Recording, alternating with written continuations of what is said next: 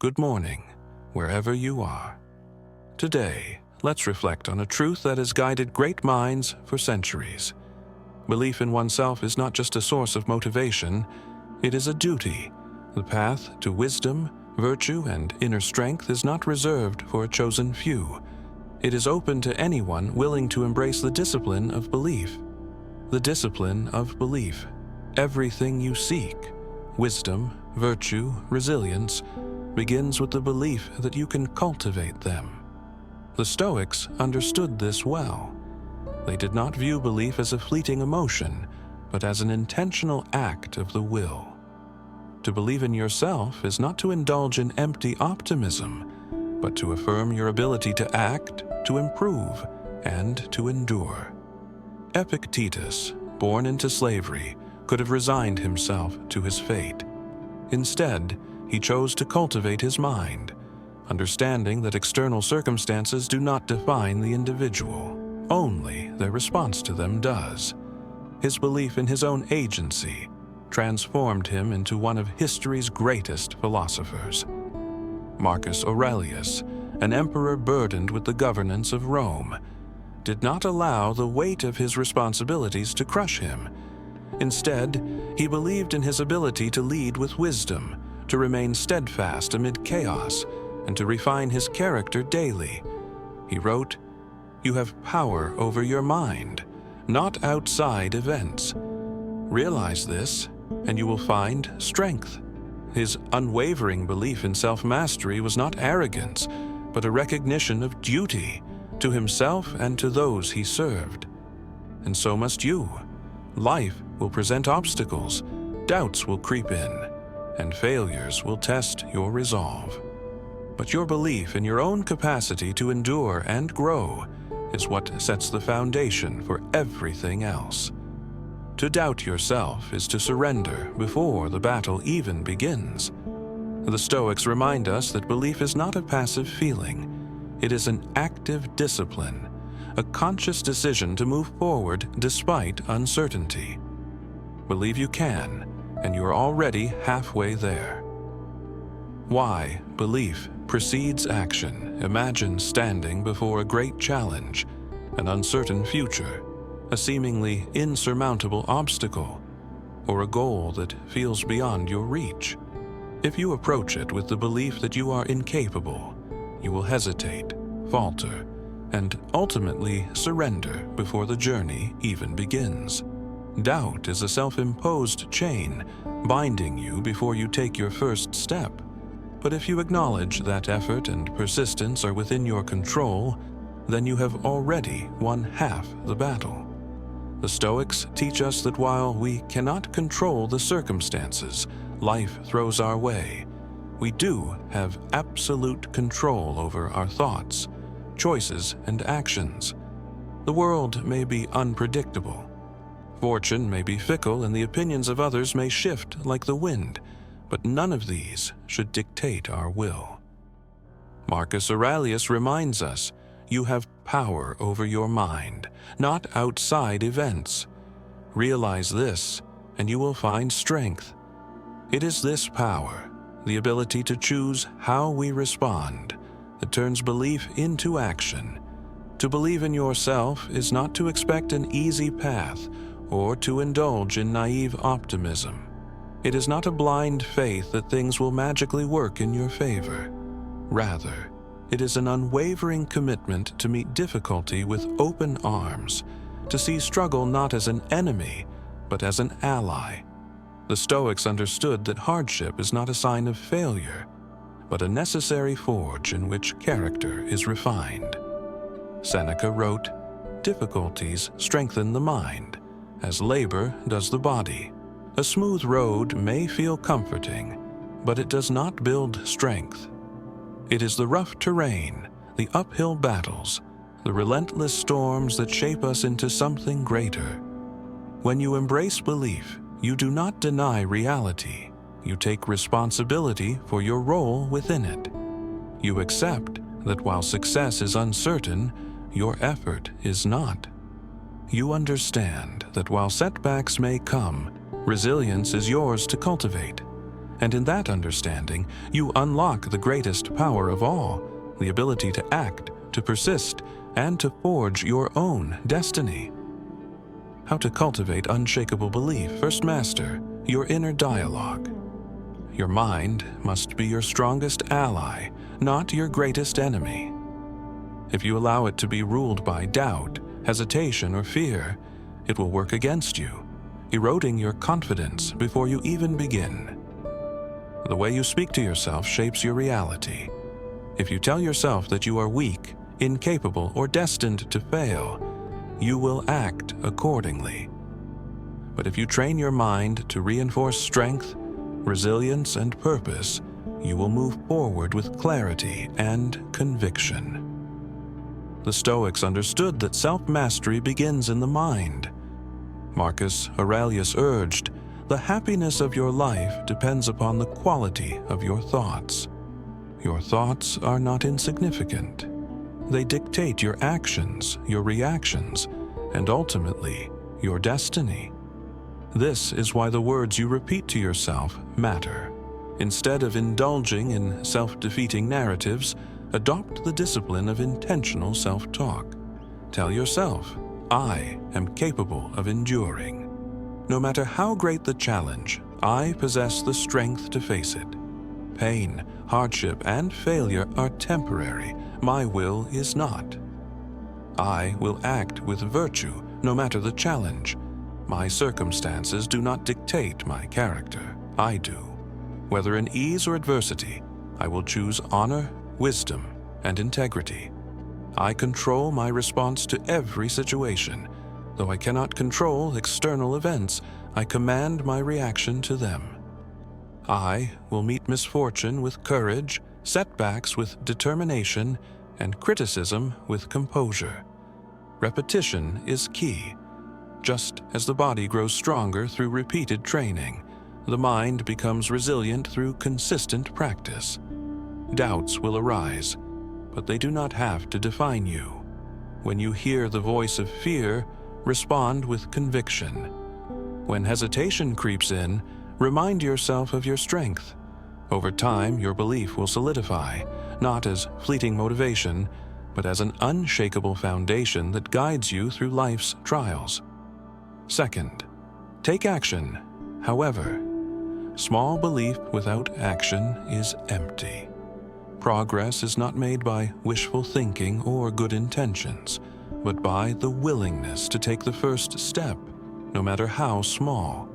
Every great achievement, every profound transformation begins with a single act of courage. The Stoics did not advocate passive reflection alone. They urged movement, discipline, and deliberate effort. Seneca reminds us, difficulties strengthen the mind, as labor does the body. Just as a muscle grows through repeated exertion, the mind becomes resilient through repeated trials. Confidence is not something you are simply born with. It is built through action. Each challenge you face, no matter how minor, contributes to your inner fortitude.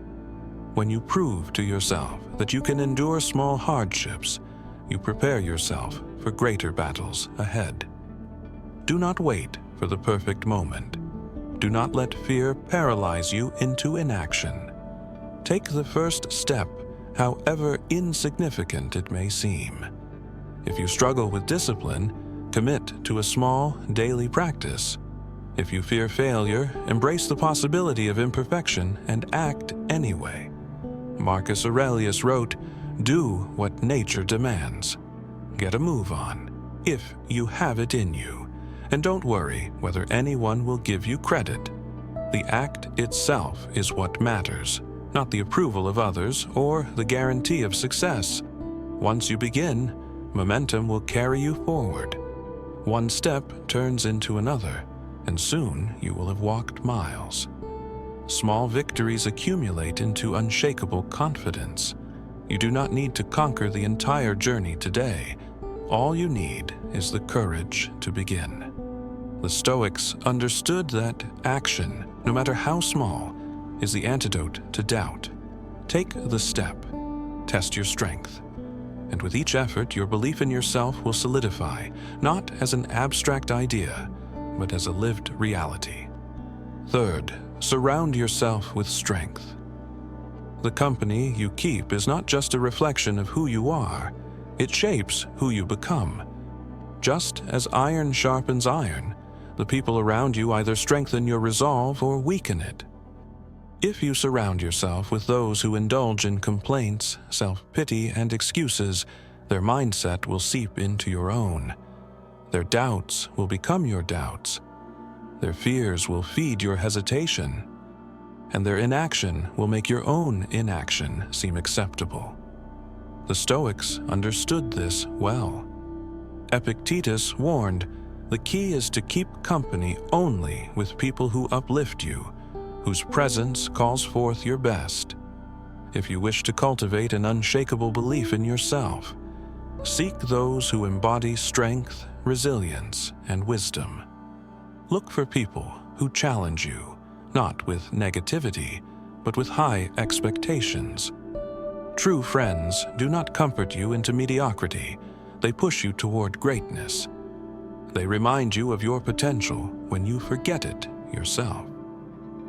Marcus Aurelius surrounded himself with philosophers and military leaders who valued discipline and virtue.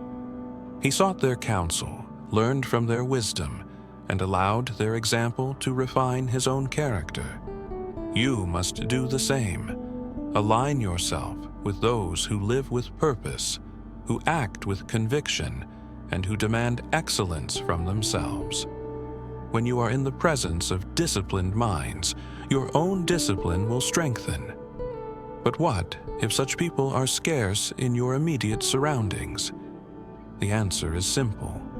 Seek wisdom through books, through history, through the teachings of those who have walked the path before you.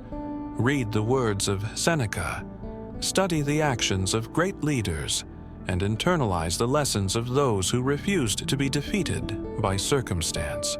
Even if you stand alone physically, you can stand among giants in spirit. Your environment matters. Choose it with intention. Let go of relationships that drain your energy and replace them with those that fuel your growth. When you surround yourself with strength, you will find that belief in yourself is no longer something you must force. It becomes the natural consequence of the company you keep. Fourth, see yourself as already capable. Your mind is the battlefield where victory is won or lost long before you take action. If you view yourself as weak, every challenge will seem insurmountable. But if you see yourself as already capable, already strong, then no obstacle will break you.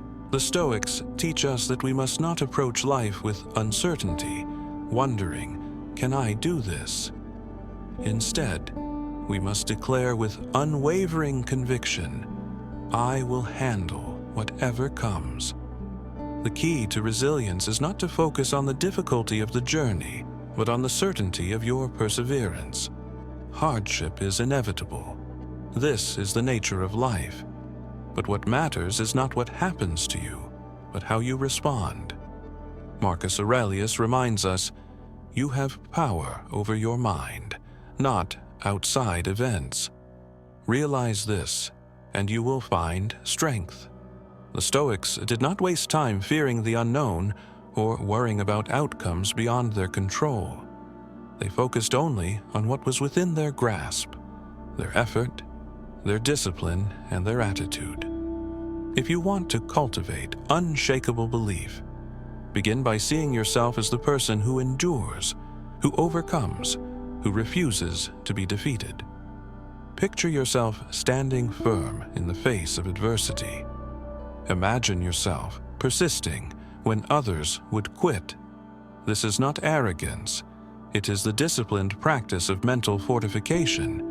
It is the understanding that whatever comes, you will meet it head-on, not because success is guaranteed, but because you have already committed to giving your best. Epictetus, once a slave, did not dwell on what was taken from him. He did not ask, Can I rise above this? He acted as if his freedom of mind was already his, and so it was. You must do the same. Speak to yourself, not as someone seeking strength, but as someone who already possesses it. The more you reinforce this belief, the more it will become your reality. See yourself as already capable, and soon enough you will be. Now is the time to act. There will never be a perfect moment. No alignment of circumstances, no external sign, no sudden surge of confidence will arrive to tell you, now is the time. The only thing standing between you and action is hesitation, and hesitation is a choice. The Stoics knew this well. They did not wait for certainty. They did not delay action in the hope that fear would subside or that the path would become easier.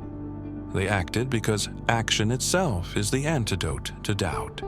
While we wait for life, life passes, Seneca warned. To postpone is to surrender your agency, to allow time, your most precious resource, to slip through your hands unspent. You are prepared enough. You are capable enough. The mere fact that you are here, reflecting on this truth, means you already have what you need to begin. But the mind, if left unchecked, will always seek excuses. It will whisper, "Not yet. Maybe tomorrow. Maybe when things are clearer, when you feel stronger, when the conditions are just right." This is an illusion. The only way to become stronger is to act now, despite the uncertainty. So I ask you, what have you delayed out of fear? What path have you avoided because doubt told you that you weren't ready? Consider this. What if, right now, you simply chose to move forward? Because once you believe in your ability to endure, to persist despite obstacles, you are already halfway there. The battle is not in the outcome. It is in the decision to begin. And once you take that first step, momentum carries you forward. Action breeds confidence. With each step, fear loses its grip. Now go. Do not wait. Do not hesitate. Take the first step, however small, however imperfect. The rest will follow.